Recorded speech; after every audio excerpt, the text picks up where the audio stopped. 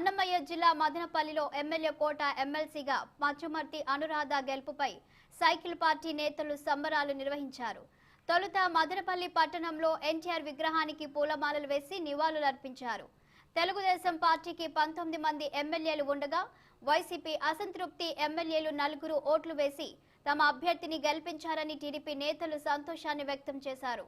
YCP ప్రభుత్వం పనైపోయిందన్న వారు రానున్న ఎన్నికల్లో ప్రజా వ్యతిరేకత తప్పదని హెచ్చరించారు.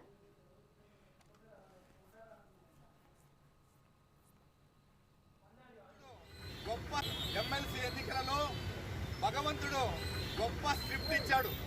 వై నాట్ 175 30 సంవత్సరాలు రాజకీయ అధికారం మాది అని చెప్పుకున్నటువంటి విలవేగినటువంటి జగన్మోహన్ రెడ్డికి ఎవరైతే ఎమ్మెల్యేలుగా గెలిపించారో సాక్షాత్తు ఆ ఎమ్మెల్యేలు ఆయనకు వ్యతిరేకంగా నిన్న ఓటు వేసి తిరుగులేని తీర్పిచ్చారు.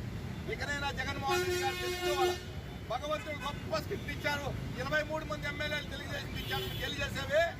నిన్న 2023 సంవత్సరం మార్చి నెల 23వ తేదీ 23 మంది ఎమ్మెల్యేలు మా ఎమ్మెల్యేలు మాకున్నారయ్యా. నీ పార్టీ ఎమ్మెల్యేలు మాకు ఓటేశారయ్యా. జగన్మోహన్ రెడ్డి ఏం చేస్తున్నావు? ప్రజలు కాదు, నువ్వు టికెట్ ఇచ్చి ఎమ్మెల్యేలుగా ఎన్నికైనా నీ ఎమ్మెల్యేలు మా పార్టీకి ఓటేశారు.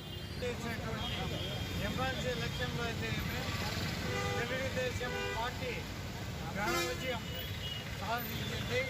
ఇది ఒక శుభసూచకం.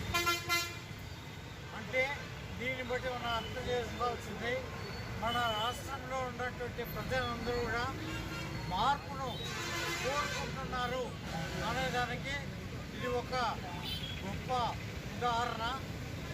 ఎప్పుడైతే విజయవంతులైతే ఏమి, సొంత పార్టీ ఎమ్మెల్యేలు అయితే ఏమి, ఈరోజు ఉన్నటువంటి ప్రభుత్వాన్ని ఇప్పుడిప్పుడా పెద్ద దించాలనే ఉద్దేశంతో ఈరోజు ప్రజలైతే ఏమి ప్రతి ఒక్కరు కూడా చాలా ఆతృతగా